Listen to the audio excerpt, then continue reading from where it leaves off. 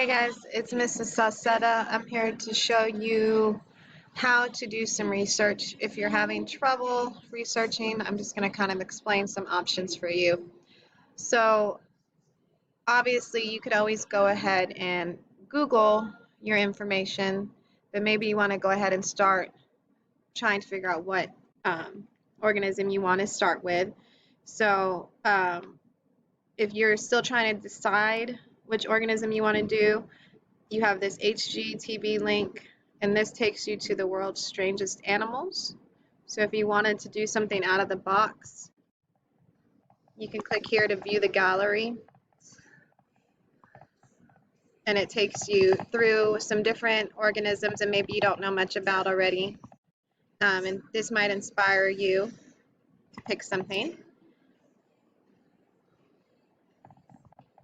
So you can take a look at these to get some inspiration. And then it gives you a little summary about the animal. And so this is just a good starting point so you can pick out an organism.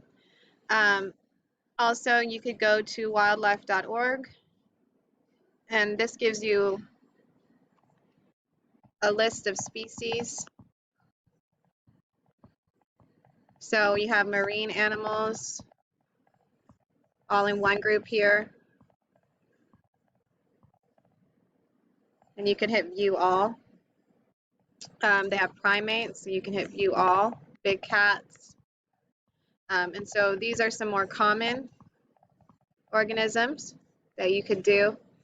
And what's nice about this is it gives you the common name and the scientific name right here. So that's very convenient. And then it gives you some facts about them also. So this is also a good place to start if you're still trying to decide what organism to use.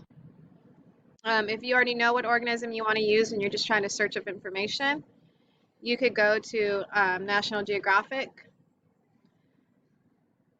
So maybe I want to search up flamingos.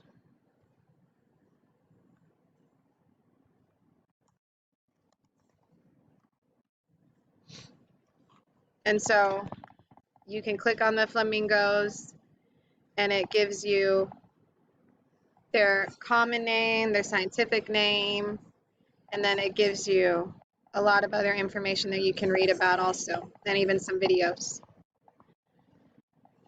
So this is nice to browse and read through information.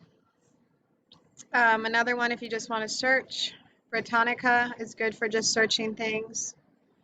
So maybe you want to do a plant. Interesting plant is the corpse. So you could go ahead and type in corpse flower. And then it tells you all about the corpse flower. It gives you right there its scientific name, that's the genus and the species. And then you can read some information about it, see some pictures about it as well. So you could get a lot of information just from this one website here. And it's a trustworthy website. If you wanted to do bacteria, there's some bacteria here you could look at. And really, you guys have a ton of resources in Launchpad, so I'll show you how to go to Launchpad and use those resources. So go ahead and sign into your Launchpad, and you're going to look for the library folder. You have a library folder of resources that you can use whenever you'd like to research things. And no matter what grade level you're in, you'll always have library resources to utilize. So some of the ones that I recommend, I like Learn 360. I like the Pebble Go. They have the National Geographic kids on here also, which we just looked at. And Discovery and Britannica. So you should have a Discovery education here. Also, you have Britannica on the apps here, as well as the website that we just looked at. So if you are going to use one of these websites, it's very similar to any other website. It has a search bar up here. So I want to search for something, like I could type in picture plant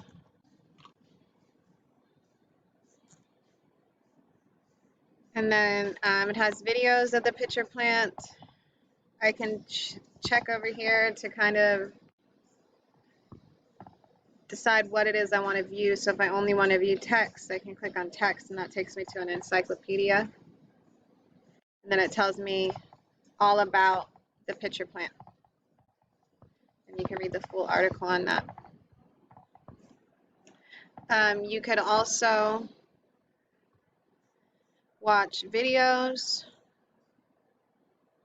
about it. So they have videos on here also. And most of the Launchpad resources work similar.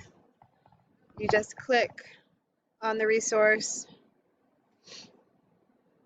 and then they should all have a search bar of some kind for you to type in your organism. So this is Learn 360. So again, I can look up pitcher plant. And it shows me a video, but I can also click over here to encyclopedia, and then it has an encyclopedia entry. But what you might notice here is that it comes from Tonica. So, okay, I just went to Tonica to get that also. But you do have these resources at your fingertips. And like I said earlier, feel free to Google information. Any of these sites that you use, though, you are going to copy and paste the link onto the very last slide of your presentation. That's your citation slide or your bibliography, just to make sure that you're citing your sources. If you have any questions or trouble researching, make sure you reach out to me by commenting or emailing. Thank you.